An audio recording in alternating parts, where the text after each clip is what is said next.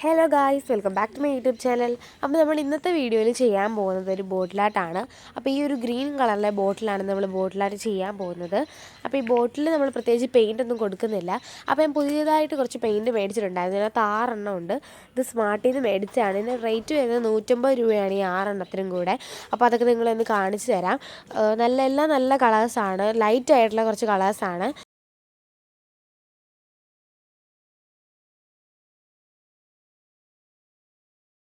ഈ ഒരു ബോട്ടിലായിട്ട് ചെയ്യാൻ വേണ്ടി നമുക്ക് വേണ്ടത് ലൈറ്റ് പിങ്കും ഡാർക്ക് പിങ്കും വൈറ്റും ഗ്രീനും യെല്ലോയും ആണ് വേണ്ടത്. അപ്പോൾ നമ്മളിത് കുപ്പിയിൽ ആ ഒരു വൈറ്റ് അല്ല, ഇതൊരു സിൽവർ കളറാണ്.